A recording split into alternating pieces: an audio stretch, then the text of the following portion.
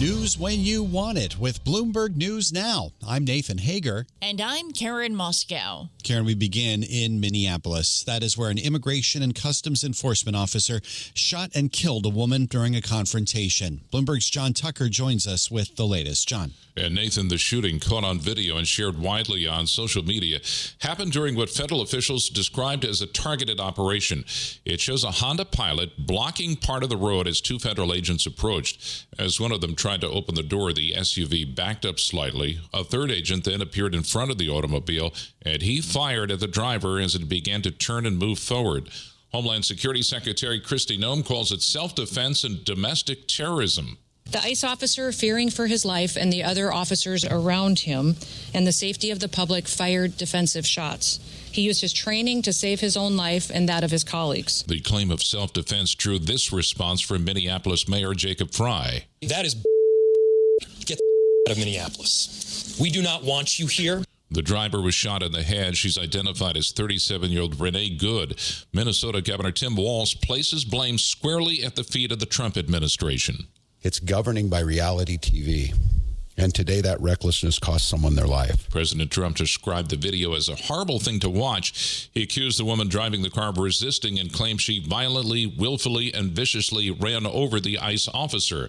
Within hours, the Minneapolis killing ignited protests as far away as New York City. I'm John Tucker, Bloomberg Radio.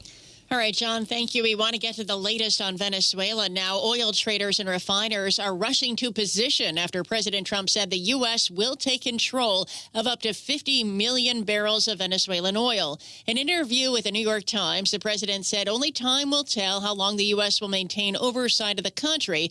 But when pressed, he said it could be much longer than a year. Bloomberg's Rosalind Matheson reports the U.S. may be aiming to control Venezuela oil exports indefinitely. They would hold the proceeds in Treasury accounts, which means that creditors can't really get their hands on that money, at least for some time. The impact on the market remains to be seen. I mean, Venezuelan oil is not a key one in the market at the moment, a market that's already very well supplied. Donald Trump is talking about up to 50 million barrels of oil being available. That seems quite optimistic, given that Venezuela is only really pumping at the most 1 million barrels a day.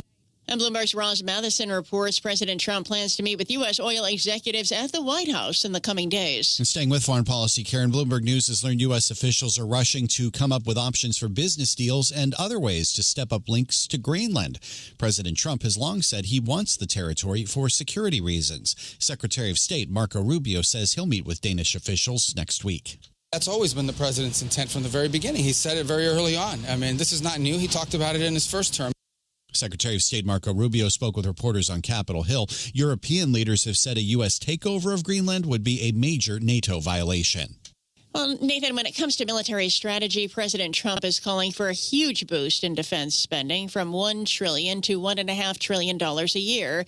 At the same time, he's demanding that major defense contractors end stock buybacks and dividends and cap executive pay at $5 million a year until they spend more on weapons development.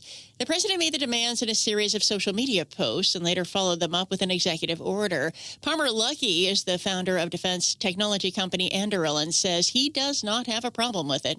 If I am getting paid by taxpayers, they should have the ability to elect people, elect representatives, who will then nominate people who can hold me to account in any way they wish. If they want to say that I only pay myself $5 million until I'm caught up with my schedules, they should be allowed to do that. And Karen, the White House is reportedly drafting an executive order on affordability. That's according to a report from Politico after President Trump posted on social media that he will immediately take action to ban large institutional investors from buying more single-family homes and that he'll ask Congress to codify that. Bloomberg Intelligence real estate analyst Jeffrey Langbaum explains how this affects Wall Street. If at the end of the day, these companies that largely grow by buying new rental homes, if they're prohibited from doing that, that takes away a big part of their growth engine. And then, it raises the question of whether there's a viable business model there if the government is anti-institutional ownership of rental homes. That's Bloomberg Intelligence analyst Jeffrey Langbaum, and the president's post sent the S&P 1500 home building index down 2.6%. And that's news when you want it with Bloomberg News Now. I'm Karen Moscow. I'm Nathan Hager, and this is Bloomberg.